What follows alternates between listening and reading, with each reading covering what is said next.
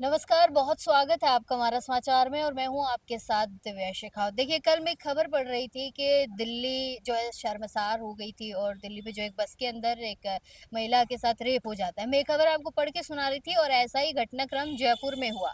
1 मई को एक घटनाक्रम होता है जहाँ एक बस के अंदर एक नाबालिग के साथ दुष्कर्म किया जाता है। एक मतलब दरिंदगी का आलम इतना चरम सीमा पे हो गया है कि इन दरिंदों को शर्म नहीं आती कि कहीं भी दरिंदगी को अंजाम दे डालते हैं। और सबसे बड़ा सवाल ये निशान तब खड़ा हो जाता है कि कोई मदद करने वाला नहीं होता। घटनाक्रम के 3 दिन बाद जो है पुलिस एफआईआर दर्ज करती है, फिर मेडिकल करवाया जाता है और न्याय के लिए जो है उस बच्चे को दर-दर के ठोकरें खाने पड़ रहे हैं। बच्ची मेरे साथ है और एक बात और ये भी बताऊँगी कि मतलब कि हमारा सिस्टम कितना लचीला हो गया है कि अगर किसी के साथ कोई घटनाक्रम हो जाता है तो उसे ऐसे दर-दर के ठोकरें खाने पड़ते हैं। बच्ची मेरे साथ है, इसके साथ क्या कुछ हुआ था उस दिन, वो सारी चीज़ें जो है मैं इन्हीं के मुँह से सुनूँगी, पीड़िता हैं। ख़ैर मैं यही चाहूँगी कि न्याय जल्द से जल्द मिले और अपराधी जो खुले में घूम रहे हैं ना, पुलिस का शिकंजा इन अपराधियों पर पड़े, इनको गिरफ्तारी हो इनकी और पुलिस के ढंग से कहीं न कहीं इनको डंडे पड़ने चाहिए ताकि इनको भी समझ आए कि किस तरीके की जो है दरिंदगी इन लोगों ने की है। आपके साथ ये कब हुई थी ये घटना? 1 तारीख को। 1 मई 2026 को। हाँ, आप कहाँ से कहाँ जा रही थी? रेनवाड़ से प्रतापगढ़ जा रही थी। रेनवाल से प्रतापगढ़। हाँ, प्रतापगढ़ आप रहती हैं वहाँ पे?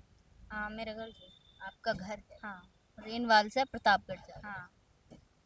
क्या कुछ हुआ था उस दिन? एक बारी पूरी चीज़ बताओ। मेरे साथ मैम कल थी जो और बड़ा टूलगन से बैठा ले जयपुर जयपुर बैठा ले जो ना फिर बंडिया से दूसरी बस में यहीं यहीं वो कनेक्टर जो यही बस जाएली दूसरी माड़ी बस जाएली दूसरी जो बंडिया से पूरी सवारियां उतार रेलवे था टिकन फिर दूसरी बस में बिठा लियो मैंने फिर बिठार और फिर यहाँ की यही बस जाएली फिर हीरापुरा बस स्टैंड ले गूँ फिर यहाँ क्यों पर्ची कटा ले रहा रसीद कटा ले रहा हूँ जो मैं प्रतापगढ़ जाएली फिर रसीद कटार और फिर नसो कर रहा है जो आदमी नसो कर फिर यहाँ क्यों मैंने अंडे बैठी रहे और कड़ी मजा जे फिर ये फिर आया बाद में भैया क्यों रुक जा सबर रख 2-3 असवारी और जाएंगे प्रतापगढ़ के लिए फिर मैं ये क्यों ना फिर चेन्नई 1900 को रहे हूँ दारू पिया है फिर दारू पी और फिर मेरे कहना है मेरे चांटा किया कि दियो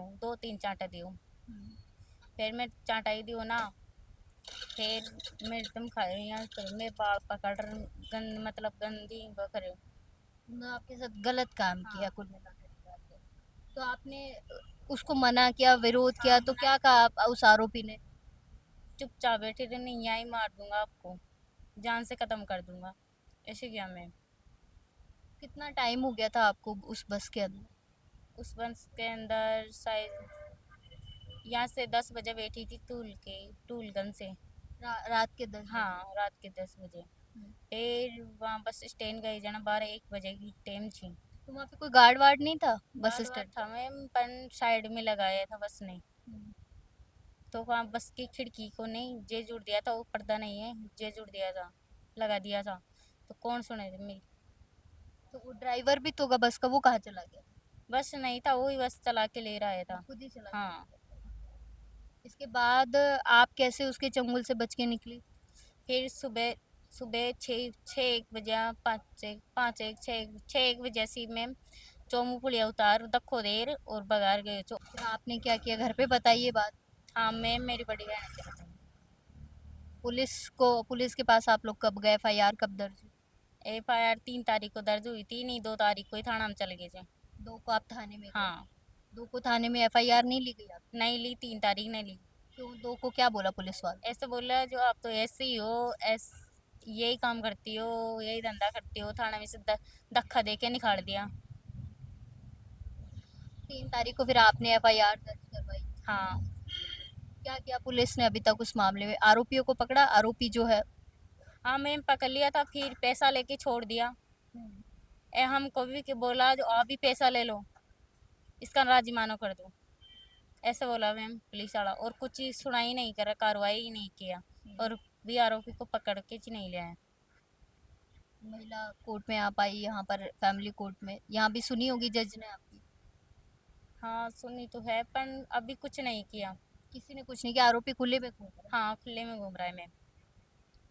देखिए ये विडंबना है हमारे शहर की कि हम बड़ी बड़ी बातें करते हैं, बड़े बड़े दावे ठोकते हैं, नाबालिग बच्ची है। और मैं इसलिए ये चीज़ बता रही हूँ कि ये तो चलिए एक बच्ची है जो आज सामने आ गई, वरना ऐसे कितने सारे केसेस रोज के आते हैं, कितने लोग जो है परेशान होते हैं। पुलिस प्रशासन से भी मेरा कहीं ना कहीं सवाल बन जाता है कि क्यों जो है तुरंत ही महिला की एफआईआर दर्ज नहीं की जाती है, क्यों जो है ऐसे मामलों में अपराधियों को तुरंत गिरफ्तारी नहीं होती है, और छोड़ दिया उसको पुलिस ने। हाँ छोड़ दिया पैसे लेके उसे छोड़ अभी दिया। गिरफ्तार नहीं कर रखा। नहीं कर रखा और 5 दिन बाद मेडिकल वो गए था।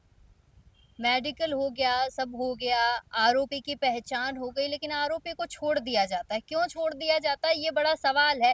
अगर इसी तरीके से दरिंदे बाहर घूमते रहेंगे, इसी तरीके से आरोपी बाहर घूमते रहेंगे, तो फिर न्याय किसको मिलेगा, कब मिलेगा, ये बड़ा सवाल बन जाता है। क्योंकि मैं हर दिन देखती हूँ महिलाओं को परेशान होते हुए। मैं खुद एक महिला हूँ, तो मैं इस चीज़ को बहुत अच्छे से समझ सकती हूँ कि महिला कितनी दर दर की ठोकरें खाती है।